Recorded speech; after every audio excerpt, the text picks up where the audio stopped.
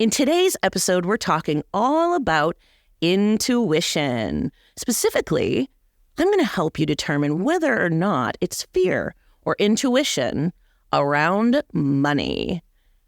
In this episode, I'm going to be walking you through the different ways fear and intuition show up and how to actually check in with yourself to determine whether or not this opportunity, this new thing, is a great thing for you or not the best, particularly, like I said, when it comes to money.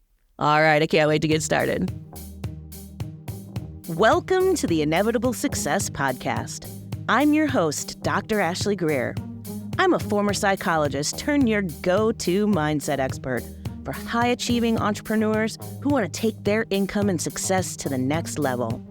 This podcast is going to help you overcome anything that's been going on inside of you that's been holding you back from the wealth, income, and success, and freedom, and well-being, and happiness, and joy that you so desire. So let's jump right in. I can't tell you how many people ask me, how the heck do I tell the difference between fear or intuition, Dr. Ash? Right? Because a lot of times, people just cannot tell the difference. You know, they're getting this so-called gut feeling, and they say, oh, well, it must be my intuition telling me something is really bad here. Something's really off. Oh, but maybe that's my fear talking because I kind of feel fear in my gut too. Which thing is it in my gut that's telling me? What is my gut telling me? Because we so often talk about intuition in terms of, how do you feel in your gut? Well, there are definite ways to tell the difference, and I'm here to help you determine which one it is today. So when it comes to intuition, the thing to understand is everybody has intuition. Everybody has this ability to tune into their intuition and to find the right path for them. This is something everyone has. Because that's another thing I hear a lot too, is people are like, well, I don't really have a good sense of intuition, or I don't really have intuition. Yeah, that's bull. Everyone has it. You just might not have a lot of practice in trusting it. You see, intuition involves a lot of self-trust, because the whole thing with intuition is you have to be able to tune into yourself and trust the signals that you're getting from yourself. The problem is most people ignore their intuition. They totally ignore those signals and signs that say, warning, warning, this is not for you.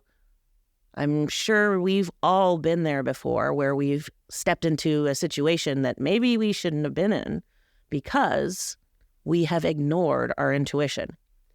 I know it's happened to me before where, I have a new business opportunity with, this happened years ago, where I had a new business opportunity to partner up with somebody in a program. And something inside of me was telling me, like, this person's a flake. This person it's not going to be a great partnership. And I'm going to end up having to do all the work. I was like, nah, that's nonsense. This is a great opportunity. This person's great. Forget about it. And I did. And guess what? I did all the work. And it wasn't so great because I ignored my intuition. I mean, how many of us have been there with relationships and dated some crappy guy because we've overlooked the quote unquote red flags that have told us like, oh, this guy probably isn't going to be the best for me, but oh no, he's so cute. Yeah, been there, done that. How about you? We're ignoring our intuition. We get so many signals about what's right for us. It's ridiculous, but we don't trust ourselves. There's actual science that talks about, how we actually take in information. So much information. We take in like 300 billion bits of information at any one moment, but our conscious mind can only process like 300 bits of information. And so intuition can be this really spiritual woo-woo thing, but ultimately it's also a neuroscience thing. It's a brain thing. It's a filter thing. Because your brain can only process consciously 300 bits of information at one time, but there's 300 billion bits, there's all this data going on in the background in your subconscious that's actually getting sort of microprocessed. and you're getting signals about what's going on. So they studied F1 drivers at one point, and they found out that a lot of F1 drivers would avoid crashes around blind corners and somehow know to avoid these crashes and turn into a part of the track that they shouldn't be on just automatically. And they're like, how would these F1 drivers have this intuition to turn around a blind corner where they couldn't see the crash around the corner and avoid it? How did that happen? What they did is they actually slowed down these video recorders and they looked at the crowd, and they found out that the crowd was all looking around the blind corner. So the crowd was sitting there in the stands, and they were looking not at the race car driver that was approaching. They were looking around the corner toward forward on the track. The driver subconsciously picked up on that information and subconsciously made a decision that helped them avoid that crash because of data that they weren't even aware that they were taking in, which was where the crowd was looking on the track. This is an example of how you are constantly picking up information that you're not even aware of, that's actually scientifically, neurologically, psychologically actually shifting what it is you may do if you allow yourself to follow it, if you allow yourself to listen to it, if you allow yourself to shift those behaviors and shift those things based on that intuition. And again, there are spiritual aspects to intuition as well. We get these messages that are just, we can't explain it, and there's no data to back it up, and there's no reason to believe it. And that's an even stronger reason to think, wow, maybe I need to tune into my intuition. And maybe there's something here that has so much value for me. I am such a junkie for combining the spiritual with the scientific, because when you bring those two things together, that's when the magic happens. And that's when suddenly, the logical scientific mind goes, wow, that makes sense. And then it relaxes and it allows sort of all of that magical spiritual stuff to come in and take hold. So I don't know about you, but I love that stuff.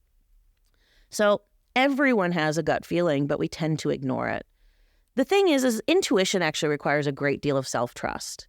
It requires us to be able to look at ourselves and the impulses, the desires, the instincts, the weird little, why do I keep getting this idea? Why does that idea keep popping up for me? And trusting yourself enough to follow that path, to trust yourself enough to go, oh, even though that guy's cute, I feel like something's off, and to trust yourself. The problem is, for so many people, is that they've lost that sense of self-trust. And so they've lost connection with their intuition. Trauma can be one of those reasons that people lose that self-trust. Because when we're growing up, what happens is there's this thing called invalidation. Invalidation is essentially when your parents tell you, or teachers or whoever, tell you, stop crying, there's nothing to cry about. Well, what you're being taught that's an example. What you're being taught in that moment is you can't trust yourself, and you can't trust your emotions, and you can't trust your own internal world and your own natural responses and reactions to what's going on, and that you should instead defer to other people as the expert of what's going on for you.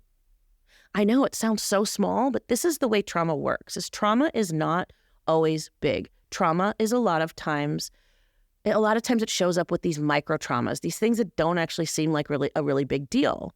I'm a specialist in trauma, and I can tell you that a lot of times it's these stacked micro traumas that can make an even bigger impact than really giant traumas like losing your house in a tornado or something like that. These micro traumas, like being told to shut up or I'll give you something to cry about, or stop whining. Why are you so sensitive? All of these kinds of things, what they do is they erode self-trust, and they erode your capacity to listen to your own intuition. This is when a lot of people will end up sliding, like I said, either into deferring to other people's opinions. Well, they must know better. They must know what I should do in my business. They must know the best way forward. Oh, I need this new magic strategy in order to make more money in my business, instead of trusting themselves that they're on the right path, or trusting that they have an instinct to work on this belief or work in this program or work with this mentor. But, I don't know, because my logical mind is telling me that that's beyond my budget this month, or that's too much of a pain in the butt, or I actually need to just work longer hours instead of go maybe take a walk right now. Ever had that one? I know I've had that one. That intuition that I've ignored. No, I should work. No, maybe resting is the best thing right now. Don't get me started on how rest can really impact your income and totally take you to the next level of abundance. But that's the topic for another podcast. So let's go back to this intuition, right? The other thing that can happen, so like I said, you defer to other people's opinion. You think they're the expert on what you should do instead of realizing that in order to become the CEO in your business and the leader in your life and business, you have to take the leadership role. You have to take the CEO role, which means you're where the buck stops. And you're the one who's the expert on what's best for you. So that's one. Two is discounting what they're feeling as just fear. Feeling as though what you're feeling, I'm just afraid, I should just push forward. Because we're taught so often in our culture, just suck it up. Just push forward. Just ignore how you're feeling. Ignore what's going on inside of you. Just go, go, go. And that also makes us tune out our intuition. It makes us tune out of who and what we are and the guidance that we're being provided, whether it comes from those subconscious factors of data we're taking in or these other factors that are being downloaded to us. It doesn't really matter where it's coming from. What matters is we discount it and we tell ourselves that it's just fear and we write it off and we ignore it. The other thing that happens is we feel as though we are perhaps on the wrong path when maybe it's not intuition. I mean, maybe, we think, this intuitively doesn't feel good, so I must be on the wrong path. Again, that's that just fear. It's those limiting beliefs that are coming up. So here's the deal with intuition. There's basically three options when it comes to we get this gut feeling, right? The first one is the thing that we're thinking about. Like, let's say the thing is a new business opportunity. It's to partner up with a big influencer who's going to promote our stuff to their list. Let's just say that's the thing. So let's say there are three options. The first one is the thing is off and it's not meant for me because you're feeling something in your gut. The second is this thing is in alignment and it's a golden opportunity because you're feeling something in your gut. The third thing is there are limiting beliefs coming up for me that are causing me to feel some things and perhaps mistake that this thing might be wrong because of the limiting beliefs. And I'm also feeling it in my gut. So how the heck do you tell the difference when you're feeling all three things in your gut, right? Well, one of the most important things you need to do in order to differentiate between intuition, fear, limiting beliefs, and whether or not something is just the wrong freaking choice for you is you have to get reconnected to yourself. You have to get reconnected to both your body and your feelings. Your body and your feelings ultimately hold the key to what your intuition is trying to tell you. Your body communicates to your brain, like 80% of the nerve fibers in your being go from your body to your brain. Only 20% go from your brain to your body. Your body is constantly giving you signals, your brain signals about what's up. Your body holds the score, literally. And there's a good book called that. Check it out. Anyway, and your feelings are also giving you feedback that go beyond this conscious logical mind. The conscious logical mind is not where intuition lives. The conscious logical mind holds a crap load of value. We want it to be, in there, in the mix. We want to be able to look at our data and our numbers and objective reality and look at things and say, this needs tweaking because this data isn't working and this part of our funnel isn't working. But we also want to balance it with our intuition. We also want to balance it with what's going on in our body and our feelings. The problem that many, many people have is they believe that the mind is the master. The mind is the master. And, I work on mindset a lot with my clients. And you might think that I think that. Well, let me tell you, the mind is actually the assistant. The mind is the one that goes out there and implements. It's actually our emotions and our feelings and our intuition and our body that end up making most of the decisions. There's psychological research on this that actually points out that most decision making is emotional, like 95% of it. And so when I teach my clients copywriting and messaging and creating their offers and creating a lead system that really works, we often talk about really resonating with this emotional part. Because if we only connect with that logical part of our brain or of our customers' brains, what happens is we miss the boat and we can't connect to it because that's not where the decisions are made. Yet we don't even realize it. So much comes from our subconscious, from our feelings, from our body. And we need to be able to really give it a voice that we will listen to and not override it through either logic, deferring to other people, brushing it off as fear, pushing through it, the go, go, go energy of, oh, I just need to do it, and oh, screw this thing that I'm experiencing that's telling me otherwise. So how do you check in with your version, with your intuition? I'm going to give you the quick and dirty version here to help you take this a step deeper. I provide a deeper version on some of my free resources, like my secret podcast to melt your money fears. Check that out. Definitely want to invite you to take this even deeper. But the quick and dirty version is you really need to check in with your body and sit with the feelings that are coming up around whatever it is that you're getting that gut instinct around. So we've been talking about, this new experience, this new opportunity with this influencer and yada, yada, yada. So let's say that's coming up for you. How do you actually feel in your body when you think about that opportunity?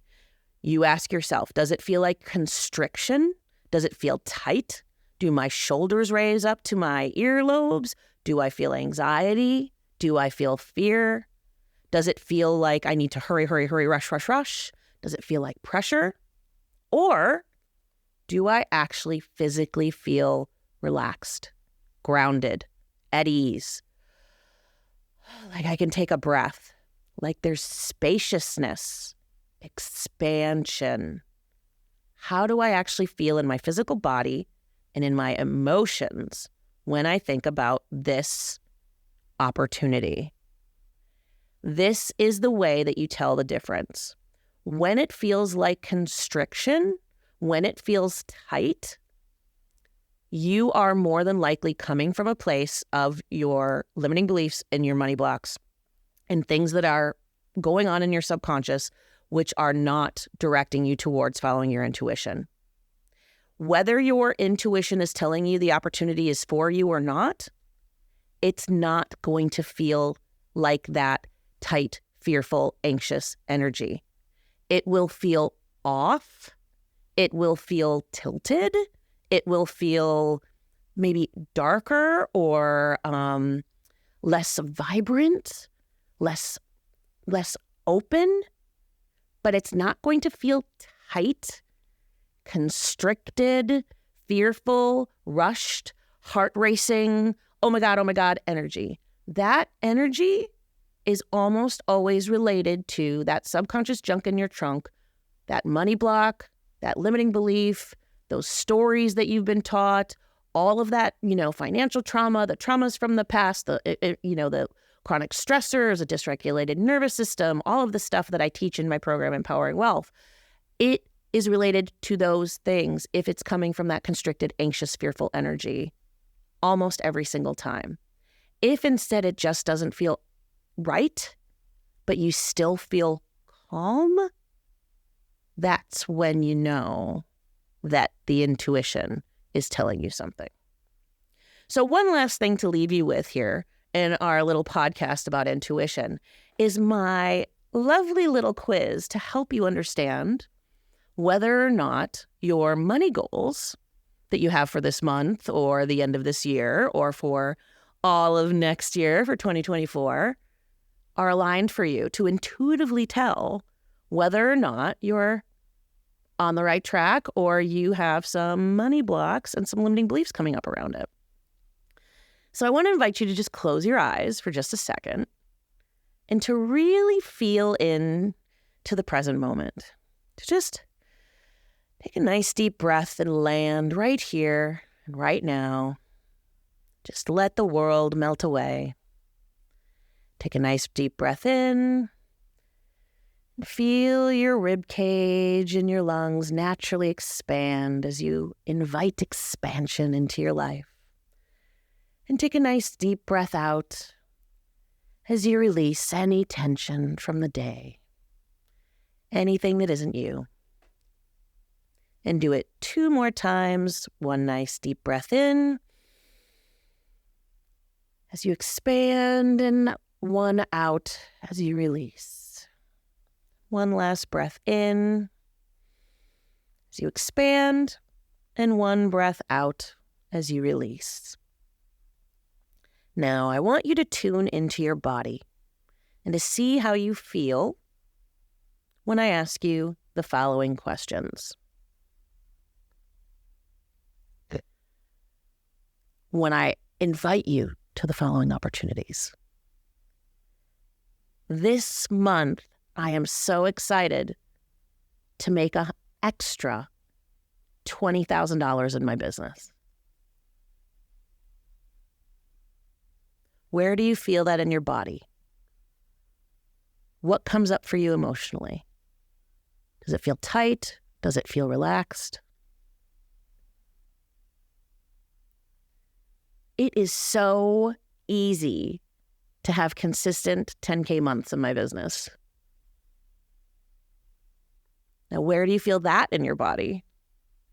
What comes up for you around that emotionally? Anxiety, fear, anticipation, excitement? A little bit of both. I know that I can generate more income anytime I want. Where do you feel that in your body?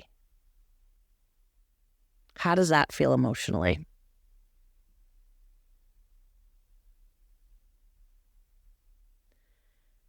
I was just given a $10,000 check, and I love it. How does that feel in your body? Where do you feel that? Does it feel tight? Does it feel relaxed? How does it feel emotionally?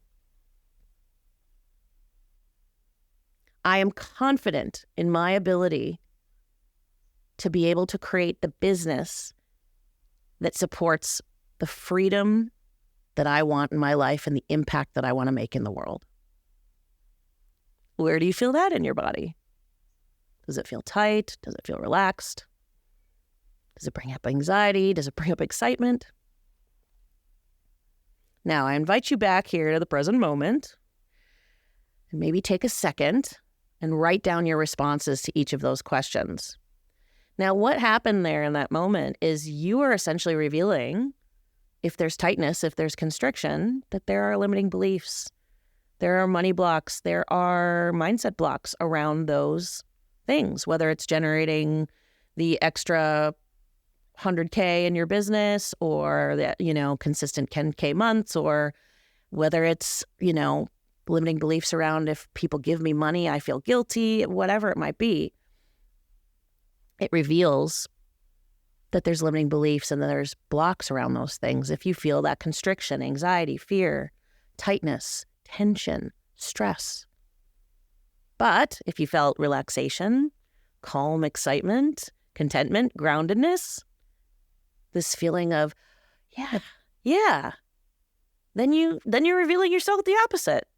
That perhaps there is an open highway in front of you, and it's just a matter of making some tweaks to get yourself there. Now, hopefully what we did on today's podcast was super valuable to you and was super helpful. I'd love to hear what came up for you and how this will impact your business going forward. Because the truth is that intuition is one of your superpowers, and it is essential to be able to tune into it, to make your business not only successful, but to make it something that nourishes you and nurtures you so that you have a zen badass business, not just a business that makes you have to hustle and push and feel like it's hard, because who the heck wants that? We want a business that feels amazing and that feeds ourselves, our income, our wealth, our prosperity, and feeds the world through our impact, through the transformations we provide, through helping people, right? We want that beautiful balance. So when we can combine data with our intuition, that's when the magic happens. All right. I'll see you on the next episode.